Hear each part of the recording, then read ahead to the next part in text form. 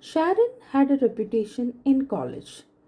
If there was a debate about girls versus boys, she was the first to raise her hand. Girls are just as good as boys, sometimes even better, she would say loudly. Her friends often joked that Sharon wasn't competing with the boys in the class, she was competing against them. If a boy topped a test, Sharon stayed up the entire night to beat him next time. If boys were praised in sports, she joined the same sport just to prove she could do it too. Some of the boys avoided arguments with her. Relax, Sharon, one of them once laughed. We are not your enemies. But she didn't laugh. You have had advantages for centuries, she replied sharply. Now it is our turn. Inside, Sharon carried a quiet anger. Every time she heard stories of discrimination, injustice, or unfair treatment towards women, something inside her hardened. Her solution was simple: prove girls are stronger and better.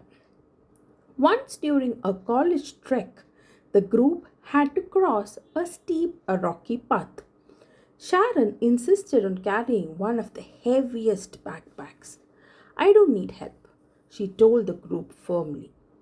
Halfway through the climb, she slipped slightly and struggled to regain balance. Before she could react, her classmate Manav grabbed her arm and steadied her. You okay? He asked. I didn't need help, she snapped. Manav looked confused. It wasn't about you needing help or not, he said calmly. It's just what teammates do. The word teammates stayed with her longer than she expected.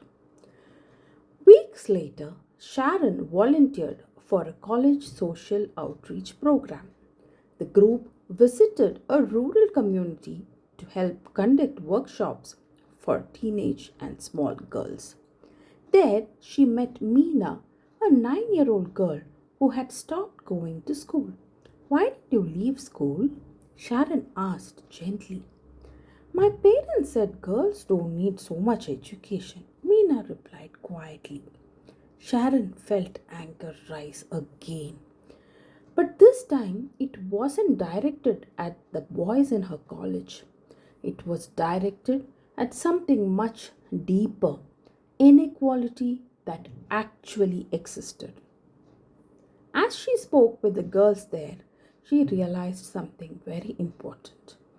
Their challenges were not about competing with boys in debates or exams. Their challenges were about success and access to education, safety, opportunity, and support. And interestingly, the volunteers helping in the camp were both girls and boys. Manav was there too, patiently teaching math to a group of children.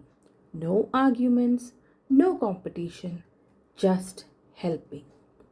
On the way back, Sharon finally asked him something she had never asked before. Why did you volunteer for this? Manav shrugged. Why wouldn't I?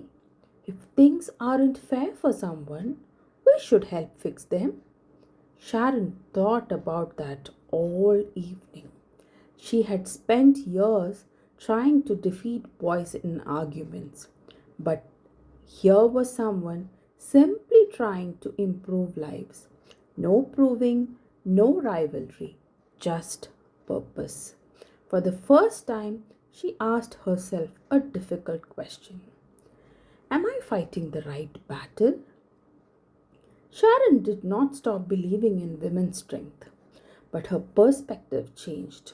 She stopped seeing boys as competitors. Instead, she started seeing them as partners in building a better world. She and her friends, both girls and boys, began organizing small drives, collecting books for girls who couldn't afford them, tutoring young children from underprivileged communities, hosting awareness sessions about education for girls.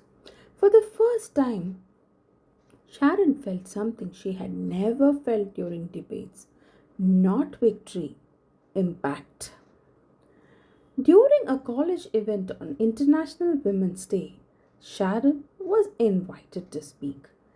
Everyone expected her usual fiery speech. Instead, she said something different. Empowerment is not about proving girls are better than boys, she said calmly. It's about making sure no girl feels smaller than she deserves to be. She paused, and that work cannot happen by dividing the world into slides. She smiled slightly. Real strength is when girls and boys work together to lift someone who doesn't even have the opportunities we take for granted. The hall went quiet, followed by rounds of applause.